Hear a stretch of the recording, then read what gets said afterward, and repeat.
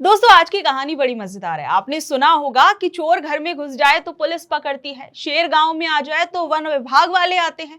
पर क्या आपने कभी सुना है कि आपके बाग में तोतों ने दावत उड़ाई और उसका बिल सरकार ने भरा? जी हाँ, ये कोई चुटकुला नहीं है, बल्कि बॉम्बे हाई कोर्ट का एक ताजा और ऐतिहासिक फैसला है।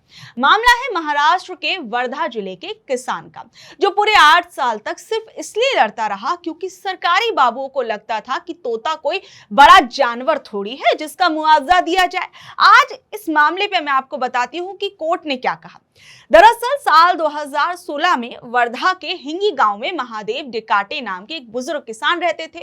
उम्र जिनकी 70 साल थी। महादेव जी ने अपने खेत में बड़ी उम्मीद से अनार के पेड़ लगाए थे। मई का महीना था, अनार लाल हो रहे थे और महादेव जी भी खुश थे कि इस बार तो अच्छी कमाई होगी। पर किस्मत देखिए, पास में ही एक जंगलों वाला इलाका था। वहां से जंगली तोतों की पूरी फौज उतरी और अब तोते तो तोते ठहरे। उन्हें क्या पता कि किसी की मेहनत है। उन्होंने एक दो नहीं बल्कि 200 पेड़ों के अनार कुतर कुतर कर जमीन पर गिरा दिए। जितने खाए गए बाकी जमीन पर गिरा दिए। महादेव जी जब सुबह बाग पहुंचे तो देखा कि फसल की जगह सिर्फ छिलके पड़े थे। अब किसान बेचारा कहां जाए? महादेव जी पहुंचे सरकारी दफ्तर। उन्होंने कहा कि साहब, सरकारी जंगल से तोते आए और मेरा सब कुछ बर्बाद कर दिया, मुझे तो मुआवजा चाहिए। और यहीं पर सरकारी सिस्टम का असली खेल शुरू हो गया। अफसरों ने फाइलें पलटी और बोले, बाबा नियम ये कहता है कि अगर जंगली हाथी खेत उजाड़े या जंगली भैंसा फसल खा जाए तब पैसा मिलेगा। अब तोता ना तो हाथी है ना ही भैंसा है, लिस्ट में तो तोते का नाम ही नहीं है, तो हम अपनी जेब से थोड़े ये सब मुआवजा देंगे। मतलब समझिए, सरकार का तर्क था कि नुकसान बड़ा जानवर करे तभी नुकसान माना जाएगा। तोते जैसे छोटे पंछी का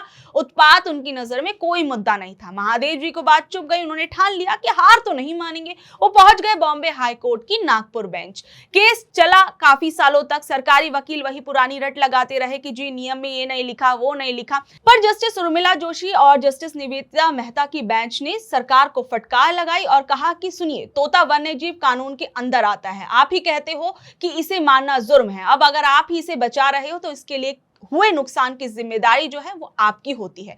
कोर्ट ने सबके पते की बात ये कही कि अगर आज सरकार ने किसान को पैसे नहीं दिए तो कल किसान अपनी फसल बचाने के लिए तोतों को जहर दे देगा या उन्हें मार डालेगा। फिर आपके वन्यजीव कानून का क्या होगा? तो वो फेल हो जाएंगे।